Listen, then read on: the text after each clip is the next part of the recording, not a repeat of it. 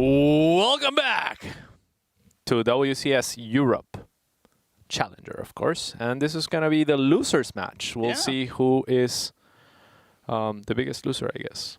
And the non-loser as well. Like someone is going to not lose that badly. Yes, one of them will lose now and one of them will lose later, perhaps. We don't know that. Or not. Yeah. They absolutely, both of them still poised to potentially make it out. They both started as losers, but one of them has a chance for redemption, and that's what this match is about. Exactly. This is redemption, so that way they can get at least, you know, they get that experience. You know, it's a good time. Absolutely. Yeah. So this one, you know, against it's between two of the players that I think a lot of people aren't expected to make out of this group, right? I think for the most part, everybody is expecting it to be the other two. So how do you, with that in mind, preparing for this series, if you, going into a group as the underdog, do you prepare differently? Do you think, or do you have to go in expecting yourself to make it out? I mean, you always have to expect yourself to make it out. And thank you for that question, because as a player, you really need to think that you can win. Mm-hmm. Otherwise, you cannot. How can you have a thought that says, I cannot win, and then ask of your brain that it tries to? Yeah. You can't. You have to think that you can win, and of course these players are going to prepare their hearts out. So I think that as good as Big Gabe and Drogo are right now, DnS is a very strong Protoss. Mm-hmm. SKillous is obviously a great rising star. Right. He's the hope of Russia. Absolutely. But he's rising, and so this is an opportunity for him to continue to learn. I don't think he is too, Yeah. His expectations can't be too high. He probably thinks, like maybe I can advance second, or he probably thinks he can do it. I don't know, but absolutely he can win this match. I'm sure he's going in it with the right mindset. So I'm very excited to see what happens here. I think that DnS is the overdog, if you will.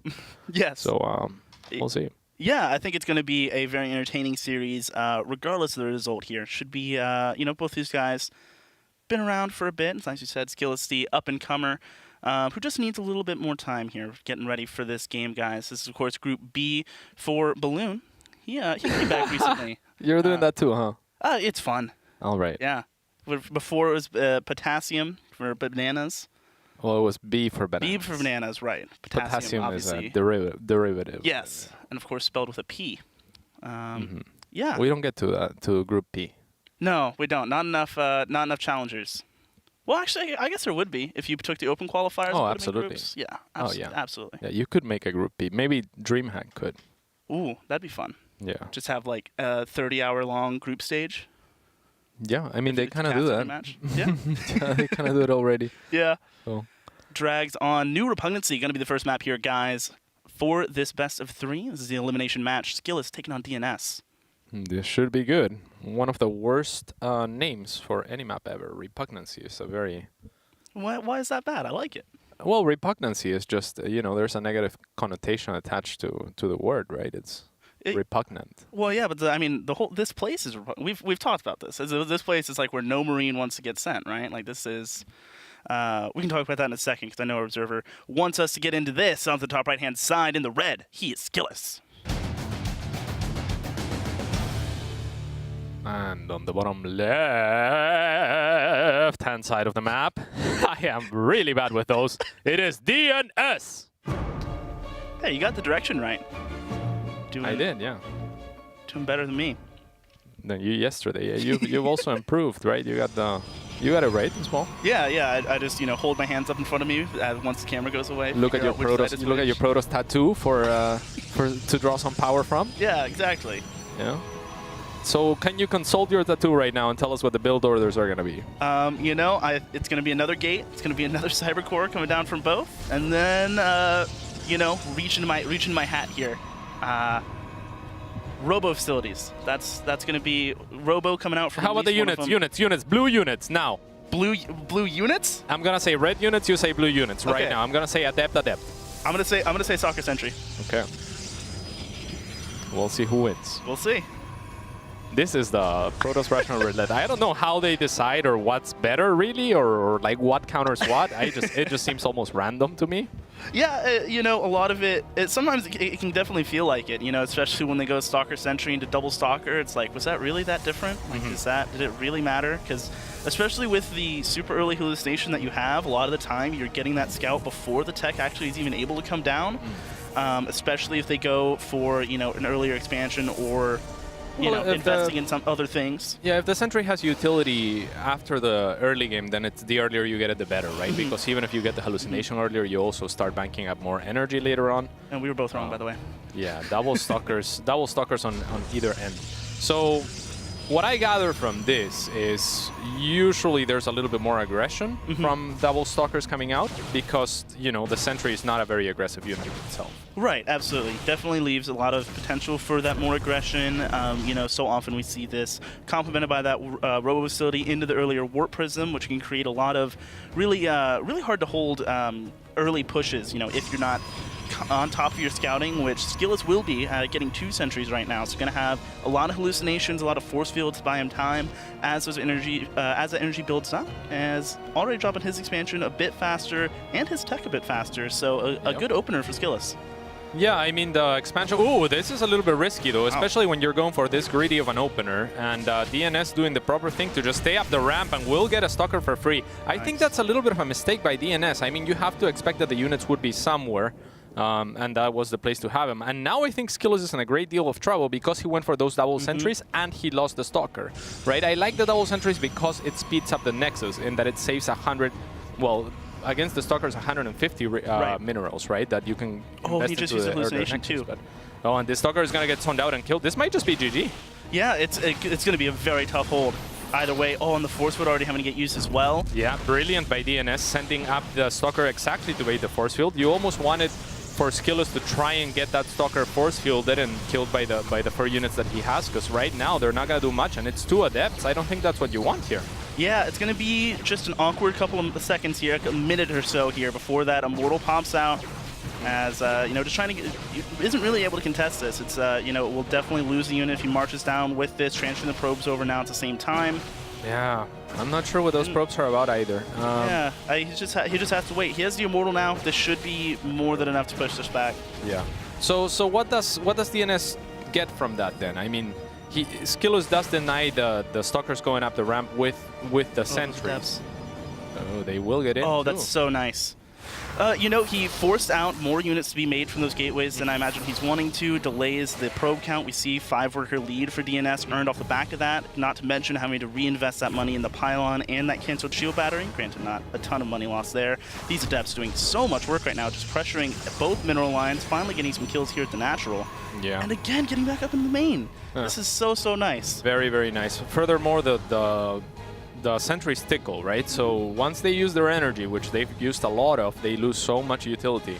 So SKillous is going to try to make something happen with this Immortal, and I feel like he kind of has to, but he must be in a difficult position, just seeing as how the traits favor DnS heavily. Yeah, DnS definitely been taking a much better trade so far, and I mean, look at this defense. He already has an Immortal, has a shield battery, has sentries of his own with plenty of energy. I mean, if you're SKillous and you see this, I don't think there's any way you try and stay and fight, especially with so much armor being made of sentries. We'll see as the Adepts moving in at the natural base is going to force SKillous' hand one way or the other. Late on that block as well. That is so massive. Huge force fields on the front side, cutting off both lines. The Immortal of DnS trapped in the back, but here comes the Warp Prism now. That micro so important. And he's out of force fields. He didn't really get much for it, so I think that this is just looking very dire for SKillous as DnS continues to do probe harassment and damage. Yeah, and great force fields here. Again, not able to pick up that sentry, losing so many expensive units here. I mean, it's lost over 1,000 minerals already here at the 6-minute mark.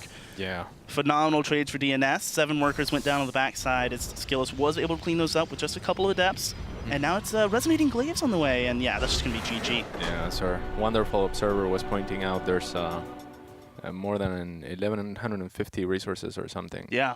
Difference between the two, so just a little bit rough for a game that quick. Yeah, you know, SKillous just, it was kind of like everything lining up perfectly wrong for what he was wanting to do, right? Like the Adepts able to get up, not having a probe at a position on the top of that ramp, a very weird choice. You know, you almost always see that from Protoss, you know, being able to put that pylon down, so important. As we see, you know, 2 Adepts alone able to make so much of an impact on that game. You know, if he doesn't lose those, I mean, combined, what was it, 13, 14 probes overall to those Adepts? I mean, if he has those, we have an even economy, we have a play player who's able to contest him in the center of the map. And that same push, with another immortal that he would be able to make instead of remaking those probes.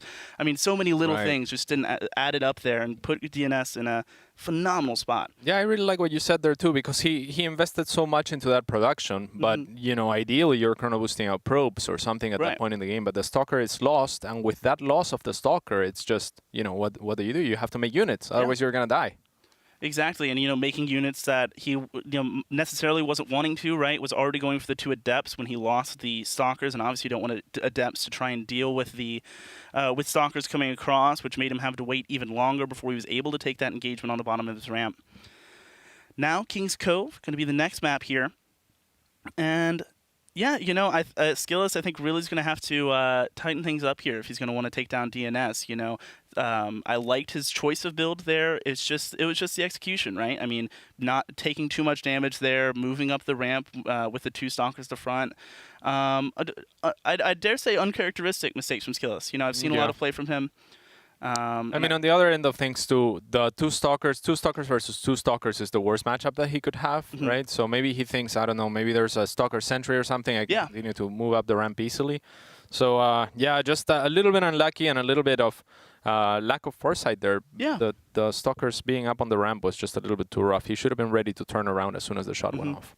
Yeah, and so now here for game number 2, the players getting themselves set up here, guys. It's going to be a fun one for Group B of WCS Challenger. I hope that when the Challenger King is crowned, it is on King's Cove.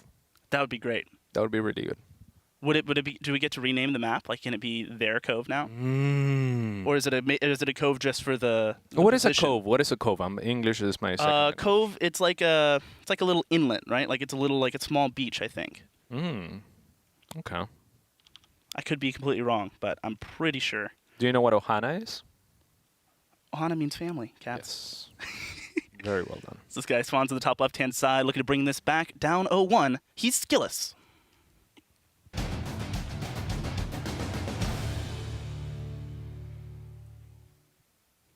And judging by the first game, perhaps a little bit more SKillous, it is DnS.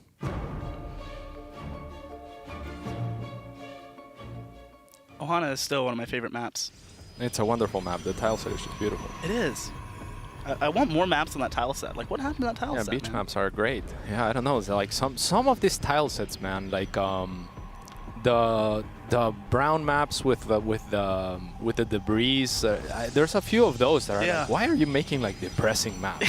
Like yeah. If you want a darker theme than add the purple that some people I love those. Those are really nice. Yeah, it's like we're in this surreal fantasy world, a sci-fi world, and we're like, why aren't we playing like that's why I love like the disco map coming out, Disco Madness, I think it is. It looks great. Like that's so much fun. So great. We need more maps like that. Named as well. Yeah. Yeah. Oh. But you get to appreciate those maps by virtue of the ugly maps existing. So the ugly maps are needed to appreciate the pretty ones. Indeed. So both players are going to be... Well, DnS is actually looking for a proxy here, huh? Judging by the positioning here, I'm going to guess it's a starport. And he also is sending a probe across the map, so not much for SKillous to gather from that. However, his own scout will see the lack of tech here soon enough as the cybernetics core finishes. Yeah, going to be looking for that third pylon as well. The... generally speaking, a big tell for whether or not this is some sort of proxy play. Likewise, on the other side for DnS, checking things out. It is Stalker Sentry versus a double Adept. So, yeah, definitely going to be. We would have been right. We would have been right this game. Yeah, darn it. So close. Yeah, we were just looking too far into the future. Man. Exactly. It was our. We need to calibrate our crystal ball a little bit. Yep. Stargate is coming down now at that proxy position, and it's going to be on SKillous to try and identify this as quickly as possible. I mean, we have that pylon blocking the front on the other side. Oh, canceled it. So. Canceled. Yeah. So now it's going to be an oracle, right? That's got to be an oracle from the Stargate, and it's a very close rush distance by air, so doesn't get much better than this. SKillous will check the potential proxy as close as it could possibly be. It is not quite as close. We'll see if he ventures further into the map. Into the cove. And he will not. Will return to his beach house. Ooh, was that a mistake? Because I mean, your opponent's gonna see a Colossus and they're gonna be like, "Is that actually a Colossus?" This is the kind of play that breaks me. Okay, if you're playing against me, hallucinate a Colossus early on, and I'll be like, "What?" Because it just doesn't make sense, right? And that's actually a really big deal as well. It's that he doesn't have another sentry that has energy to hallucinate. Not to mention the fact he's getting 2 more sentries right now as that Oracle is about to finish. Those 2 Stalkers stuck on the outside here are going to be trying to deal with these 2 Adepts and will be able to, but that Oracle is coming in. Oh, no, Force Shield. Oh, no, misses, whiffs! Ah, I think Oh, and there's the Oracle. Beautiful at the same time. Perfect timing from the Adepts who sacrifice their lives willingly in order for this Oracle to do some damage. Oh my goodness. Stays alive as well. Wait, did it? Yeah, it did. 4 HP. Incredible. That's phenomenal. And there is a 5 probe difference on top of that, so things are looking DNS right now. Yep, very much so. A second Oracle getting added on. This natural expansion just about finished up for DNS as well. SKillous, of course, has one of his own. So in theory, might be able to equalize this this worker count, but with another Oracle out now, there's going to be quite a bit of harassment potential from the side of our blue Protoss. Absolutely. And there is now 2 bases spread, so not particularly an easy defense either. Yeah, and something you know, that you don't see a ton, but whenever it comes into play is can be super impactful. Oracles absolutely shred sentries. So could see that come into play with how many sentries we have from the side of SKillous as DNS continues to just get his economy in a better position. The +1 gets spotted here as well, so DNS knows. What do we see from this +1? Is it charge slots or is it just like mass stalkers? Either way, there's a +1 and a forge as an investment for the tech from the player that's already behind. So if you're DNS, you're already thinking, okay, so if I make, you know, my Immortals or whatever Protoss players like to make, and there's the Robo, and he gets to a sizable mass and doesn't die, he should win this game. Yeah, definitely. You know, the +1 always taken very often taken faster in the PvP matchup, you know, trying to get to that +2 power spike with your charge slots and your Archons is generally speaking the way that we'll see this play out. You know, with the Twilight Council coming in, I imagine it is going to be that charge. Finally getting some tech for himself, SKillous. Yeah, at the same time there is gases being taken at the natural, so the charge is a little bit counterintuitive unless we're going to see something like a Templar Archives follow up and maybe charge slot Archon. Yeah, definitely possible here, and definitely a you know, wouldn't be too uncommon here, I'm sure, and I've seen it from SKillous before. And it's going to be matching up against DNS, who's going to have this pretty much the same stuff, right? I mean, his Twilight Council is significantly later, his +1 significantly later as well. I'm curious to see how it's going to line up. It's the defender's advantage going to be come in key here. Whoever attacks into the shield batteries. Yeah, well, I mean, it will have to be, I think, SKillous trying to push the gas pedal, especially when you're going Archons on a map that's this choky, right? Because Archons thrive on open space because the range is so low. So when you're looking at these chokes, you probably don't want more than like 4 Archons, because otherwise they're just gonna bump onto each other. Yeah, they're just too big. And we have that +2 now getting started up as 6 more gateways are getting added on here for SKillous. 4 on the way for DNS. Going to be taking both these guys up to right around 8 per, with the Templar Archives finished up for SKillous and still coming for DNS. So yeah, this is just going to be straight up the same army compositions marching against each other here, and I believe SKillous will want to wait for this +2 unless he sees something that makes him feel like his hand is forced, but taking a 3rd Nexus, yeah. Wow, okay. Ooh, good pick. And DNS will spot it as well, and this is kind of an odd choice. If you're DNS, you spotted the gateways, you spotted the fact that you're ahead in tech, you have the Robo, your opponent does not, you have an Immortal, you know, like, you're thinking he has to attack me, and then SKillous tries to turn that around and says, you know what, I'm gonna not attack you instead, and I'm gonna take a faster 3rd than you can. DNS spots it right away, takes his own 3rd, and he's kind of doing a really smart thing in that he's mirroring his opponent, only he's ahead. Yeah, exactly. And the Zealots gonna finally be able to unpower that Stargate. More of a moral victory than anything at this point. But does also reveal that charge is done, if DNS was looking at it, which was a fairly safe assumption already. Yeah. As the Archon's loaded up for both players in these Warp Prisms and moving out, DNS is a little bit faster, already almost at that natural base. Yeah, and that's a little bit surprising because he was second to that tech, but yeah. Yeah. Let's see what the Immortals can do. Focusing buildings is a good idea, as they do extra damage there. Yeah. And now he pretty much just has to hold. He also has the recall available should he need the Immortals on the back end here. Yeah, and I think he might. These army supplies just about dead. Even the Archons of SKillous. Those Archons are very important right now. Oh yeah, DnS is shredding the army. These Archons need to kill every probe at the natural base to make themselves work. Great response. Oh my god. Hold the workers already here. The +2, 13 seconds away for SKillous. He's on the run, trying to buy time here. More stalkers getting added on for DnS. Not sure where that warp prism went for him, as this does get pushed back. DnS, and SKillous capitalizing well on that. The Archon, a little bit too fast. No! Oh no! What have you done? Oh my gosh. I can't believe you've done this. That was absurd. I cannot believe that happened. All right. Wow. So, now it's a game.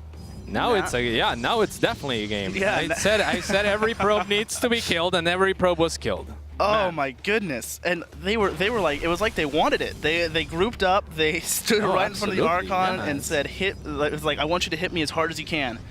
Yeah, and then the Archon was like, "Sure, I guess." Yeah. It's like, all right, dude, sure. There's some psionic energy for you. That +2 waiting for it here for DnS. 12 seconds away. That'll make them dead even on upgrades.